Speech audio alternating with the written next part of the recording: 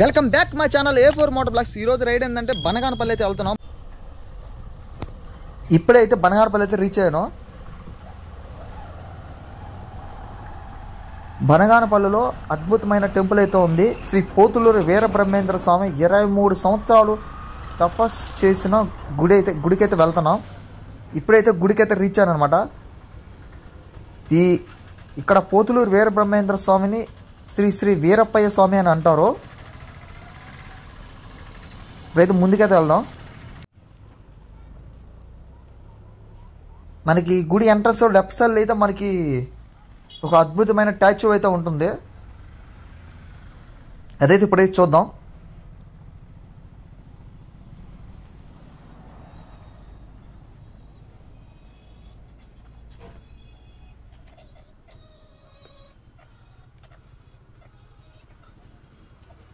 బయలు దేరినాడు అని స్టాచ్యూ ఇది.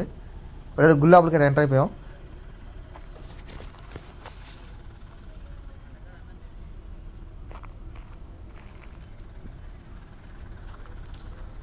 పోతులూరు వీరబ్రహ్మేంద్ర స్వామికి అచ్చబొమ్మ ఇచ్చిన స్థలం అనమాట ఇది. ఏకాంతంగా ఉండేదానికైతే అమ్మమ్మ గారికి అచ్చబొమ్మ గారు స్థలం పెట్టి ఇవ్వడం జరిగింది.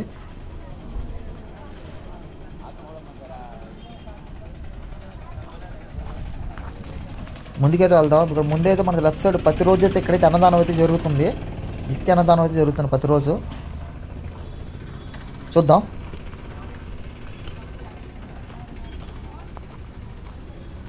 చూడండి, టెంపుల్కి వచ్చినంత మన అందరూ వచ్చి ఇక్కడ అన్నదానం అయితే చేస్తున్నారు.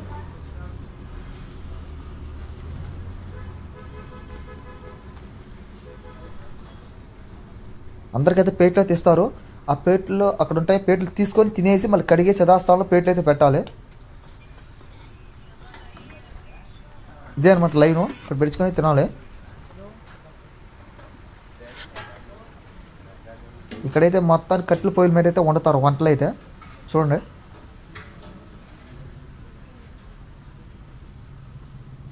మన పక్కనైతే అమ్మవారి టెంపుల్ అయితే ఉంది. ఇప్పుడు అక్కడికైతే వెళ్దాం.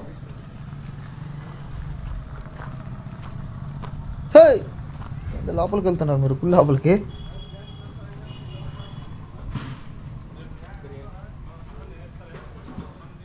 అమ్మవారి టెంపుల్ అనమాట.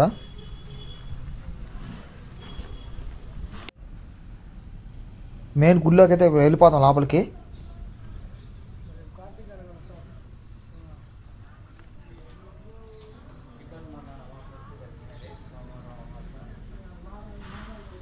ఇదే మెయిన్ గుడి ఎంట్రన్స్ అన్నమాట. టైం 12:30 అయినందువల్ల గుడి అయితే క్లోజ్ చేస్తున్నారు. మనమైతే సైడ్ అంతా కవర్ చేద్దాం. ఇంకా 3:30 దాకా మనమైతే వెయిట్ చేద్దాం.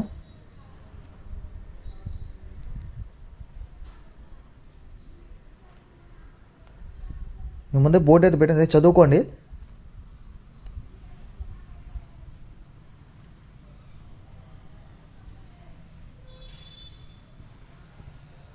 అంజయ్య గారి సమాధి. ఇప్పుడు మనకి అంజయ్య గారి సమాధి మనకి లెఫ్ట్ సైడ్ అయితే ఉంటుంది. ఇదేంటంటే బ్రహ్మం గారి యొక్క మొదటి శిష్యుడు అనమాట.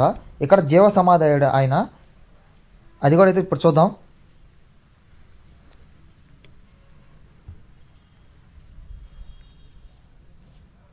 ఇది తులసి చెట్టు, ఇది ఆంజనేయ స్వామి స్టాచ్యూ. శివలింగం అనమాట ఇది. మీరు ఎన్నడూ చూస్తుంటారు అనమాట. 4 ముఖాలు శివలింగం. అదే ఒక బ్రహ్మ టైప్లో పోలు ఉంటుందన్న శివలింగం. ప్రపంచంలో మొట్టమొదటి శివలింగం ఇదే. కొంచెం ముందుకెళ్తే మనకి వినాయకుడి స్టాచ్యూ అయితే ఉంటుంది. ఇప్పుడు దాని అయితే మనం అయితే చూద్దాం.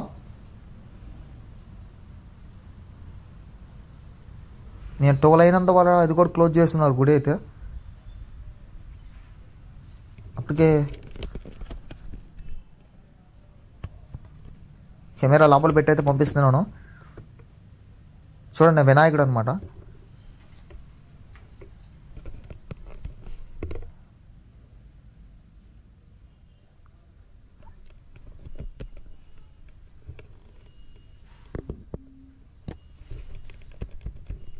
మనం వెళ్తాం. ఇప్పుడు మనకు గోపురం కనపడుతుంది కదా, మనకి కింద అయితే ఉంటుంది. అండర్ గ్రౌండ్లో అయితే గుడి అయితే ఉంటుంది. అక్కడ బ్రహ్మం గారు అయితే 23 సంవత్సరాలు తపస్సు చేసుకోవడం జరిగింది. ఇప్పుడైతే ముందుకైతే వెళ్దాం.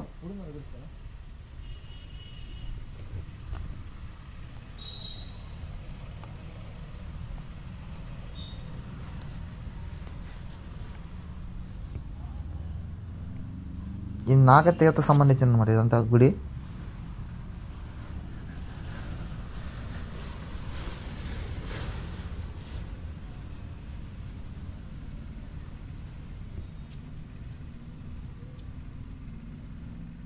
కొంచెం ముందుకు వెళ్ళంగానే మనకైతే నవగ్రహాలు అయితే ఉంటాయి. ఇది కూడా మన రైట్ సైడ్లో అయ్యే నవగ్రహాలు అనమాట. ఇది కూడా అయితే క్లోజ్ చేస్తుంది.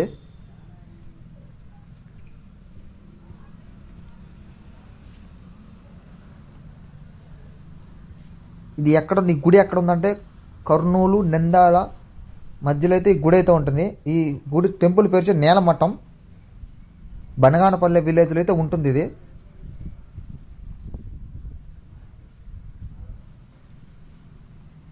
ఇప్పుడైతే మనం బ్రహ్మం గారి మొదటి శిష్యుడు సమాధి గారికి వెళ్దాం. లాక్ వేస్తున్నాం, లాక్ తీసుకొని లోపలికి అయితే వెళ్దాం.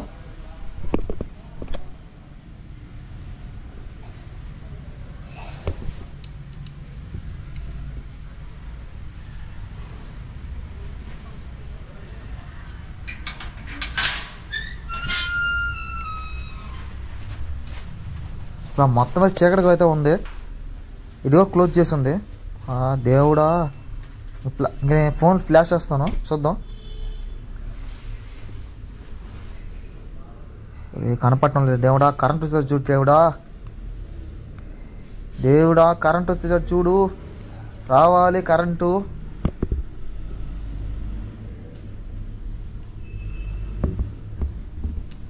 చూడండి ఫ్రెండ్స్, మనం అనుకోగానే కరెంట్ అయితే వచ్చేసింది. ఇదే అనమాట జీవ సమాధి, అంజయ్య గారి జీవ సమాధి అనమాట. బ్రహ్మం గారు మొదటి శిష్యుడు. ఇప్పుడైతే బయటికి వెళ్దాం. మనకి ఇది గుడి టెంపుల్ గురించి ఒక పెద్ద అయితే ఎక్స్ప్లెయిన్ చేస్తాడు. స్వగ్రామం తూర్పుగోదావరి జిల్లా పోతులూరు గ్రామం, పత్తిపాడు మండలం, ఆంధ్రప్రదేశ్. కానీ ఆయన వాళ్ళ తల్లిదండ్రులు తీర్థయాత్రకి వెళ్ళినప్పుడు గంగా యమున సరస్వతి నది ఒడ్డు త్రివేణి సంగమం దగ్గర ఆయమ్మకు నొప్పులు వస్తే అక్కడ బిడ్డను ప్రసవిస్తుంది. బిడ్డను ప్రసవించేటప్పుడు పెద్ద గాలి వాన, ముందు తండ్రి చనిపోతాడు, తర్వాత తల్లి చనిపోతుంది గాలి వల్ల. ఆర్తి మహాముని ఆ పుట్టిన బిడ్డని ఆర్తి మహామునిని ఆయన తీసుకుంటారు దగ్గరికి. కర్ణాటక పాపాగ్నిమఠం ఉంది, వీరభోజాచార్యులు వీరపాపమామ. ఆ దంపతులు పిల్లలు లేకపోతే ఋషీశ్వర తీర్థయాత్ర చేయండి మీకు మంచి పిల్లోడు దొరుకుతాడంటే ఈ తీర్థయాత్రకి వెళ్ళినప్పుడు ఆర్తి మహాముని వాళ్ళని గమనించి ఆ పిల్లోడిని వాళ్ళకి ఇస్తాడు. వాళ్ళు తెచ్చుకొని అక్కడ పెంచుకుంటారు. 12 సంవత్సరాలు పెరిగిన తర్వాత తీర్థయాత్రలు చేస్తారని బయలుదేరుతారు. పెంపుడు తల్లి వీరపాపమ్మ అంటది, చిన్నపిల్లడునైనా లోకం తెలియదంటే అప్పుడు ఆ తల్లికి బిడ్డ పుట్టే విధానం గురించి చెప్తాడు. అప్పుడు ఆయమ్మ దేవుడిగా భావించి దీవించి పంపితే అప్పుడు ఇక్కడికి వచ్చాడన్నమాట, గరివిరెడ్డి అచ్చమ్మ గారింటికి. అప్పుడు హరిహరపురం ఆయమ్మ ఉండే ఏరియా పేరు, బనగానపల్లి కాదు హరిహరపురం. ఆయమ్మ ఇంటి అరుగు మీద వచ్చి కూర్చున్నాడు అచ్చమ్మ గారి అరుగు మీద. అప్పుడు ఆయమ్మ బయటకు వచ్చి ఏమైనా చిన్నపిల్లడు ఎక్కడి నుంచి వచ్చావంటే ఏం మాట్లాడాలి. ఆయమ్మకు ఒక్కడే కొడుకు బ్రహ్మానంద రెడ్డి, పుట్టుకతో కళ్ళు లేవు. అప్పుడు ఆయన బయటకు వచ్చాడు. ఆయమ్మ అడిగితే చెప్పనుడు ఆ అబ్బాయిని చూసి గత జన్మలో భార్య కళ్ళు పుడిచాడు, ఈ జన్మలో కళ్ళు లేకుండా పుట్టాడని చెప్తాడు. అప్పుడు గరివిరెడ్డి అచ్చమ్మ గారు దేవుడిగా భావించి ఏం కావాలో కోరుకోమంటే ఊరవతల కోడిపోత వినపడకుండా గుడి కట్టియమంటాడు.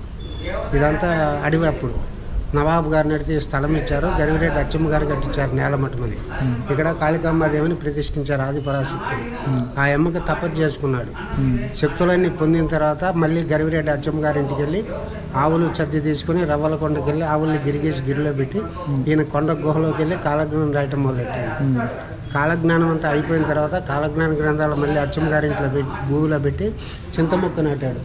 చింత చెట్టు పెరిగి పెద్ద చింతమానమఠం అని పేరు వచ్చింది.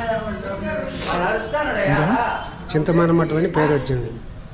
ఇక తర్వాత కాలజ్ఞాన మహిమలు భోంచుకొని బయలుదేరి వెళ్ళాలనుకున్నప్పుడు నవాబు గారు అచ్చమ్మ గారు అడిగారు, నేను నమ్ముకున్నాం స్వామి, నువ్వు వెళ్తే ఎలాగంటే నేను లేకపోయినా నా ఆత్మలింగం ఉంటుంది, కలియుగాంత పూజలు జరుగుతాయని బ్రహ్మం గారు ఆత్మలింగాన్ని ప్రతిష్ఠించి కాలజ్ఞాన మహిమలు భోంచుకుంటే కందిమల్ల కడప జిల్లా బద్వేలు తాలూకా అక్కడికి వెళ్ళి చెక్క పని చేసుకుంటూ పెళ్లి చేసుకుంటే అక్కడ సజీవ సమాధి. పోలేరమ్మ, ఈశ్వరమ్మ, గోవిందమ్మ, కక్కయ్య, వీరనారాయణమ్మ అందరూ అక్కడే. ఇది శివాలయం అనమాట. గుడి యొక్క బ్యాక్ సైడ్ అయితే శివాలయం అయితే ఉంటుంది. శ్రీ పోతులూరు వీరబ్రహ్మేంద్ర స్వామి ఇక్కడైతే సొరంగం ద్వారా లోపలికి వచ్చి శివుడికి అయితే పూజ చేయడం అయితే జరిగింది, చేసేవాడు అనమాట డైలీ.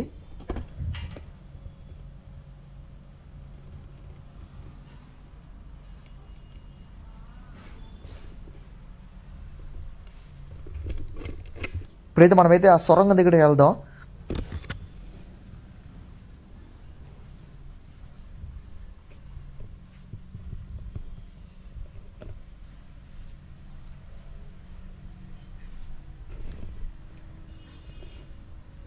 ఇది గజస్తంభం.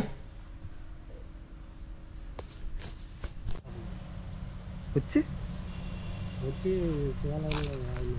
మనకు కనపడుతుందా? ఇది కనపడుతుంది కదా, ఇదే సొరంగం అనమాట. శ్రీ పోతులూరు వీరబ్రహ్మేంద్ర స్వామి ఈ సొరంగం ద్వారా శివాలయ గర్భ గుడిలోకి దారి అయితే ఉంది. ఈ సొరంగం నుంచి లోపలికి గుడిలోకి అయితే వెళ్ళొచ్చు. అక్కడైతే బ్రహ్మంగారు అయితే శివుడికి అయితే పూజ చేసేవాడు అనమాట. ఇప్పుడైతే మెయిన్ టెంపుల్లోకి అయితే ఎంటర్ అయ్యాయి అనమాట.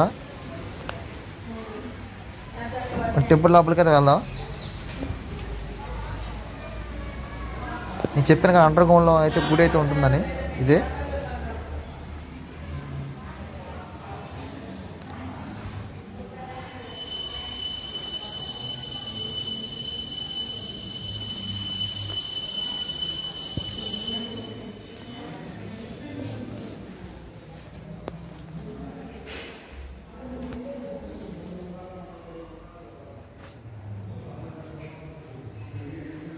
అమ్మవారి టెంపుల్ అనమాట.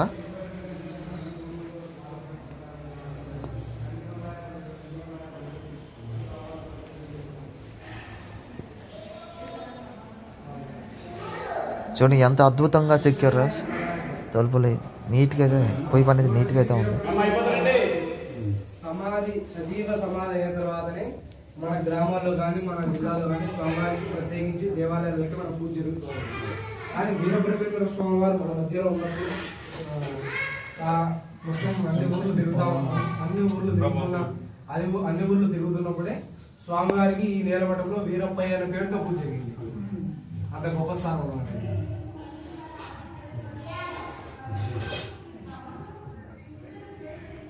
శ్రీ పోతులూరు వీరబ్రహ్మేంద్ర స్వామి రవ్వల కొండలో ఆవులు కాచేటప్పుడు ఉపయోగించారు కదా 2 కర్రలు. ఆ కర్రలు అయితే ఈ గుళ్ళు అయితే ఉన్నాయి. మీకు అవి చూపిస్తాను చూడండి. ఈ మందిరంలో ఇప్పుడు మనం ఎలా అయితే తిరుగుతున్నామో ఆనాడు స్వామివారు కూడా ఈ మందిరంలో తిరిగారు. మామూలు అయితే గుళ్ళకి అయితే ఫోన్ మొబైల్ అయితే పర్మిషన్తో లేదు. నేను రిక్వెస్ట్ మేరకు అయితే అడిగాను, తీసుకోమన్నాడు వీడియో అయితే. వీళ్ళంతా వెళ్ళిపోయిన తర్వాత మనం అయితే వీడియో తీసుకున్నాం. మీరు వీడియో లాస్ట్ వరకు అయితే చూడండి.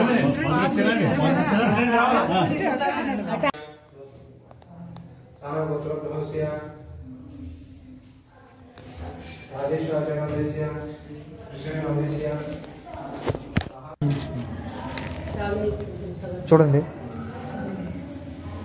ఇక్కడ పోతులూరు వీరబ్రహ్మేంద్ర 23 సంవత్సరాలు తపస్సు చేసి ఇక్కడ ఆత్మలింగాన్ని అయితే ప్రతిష్ఠించడం అయితే జరిగింది. ఆ పక్క 2 కర్రలు ఉన్నాయి కదా, అవి అయితే రవ్వల కొండలో ఆవులు కాపలా కాచినందుకు పులిని తరిమి కొట్టిన కర్ర అనమాట. అది మొత్తం 2 కర్రలు అయితే ఉన్నాయి.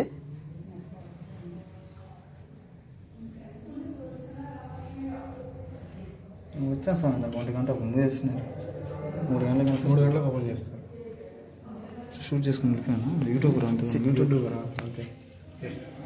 అంతా అయిపోయింది. అంతలో 50 గంట పోయాను.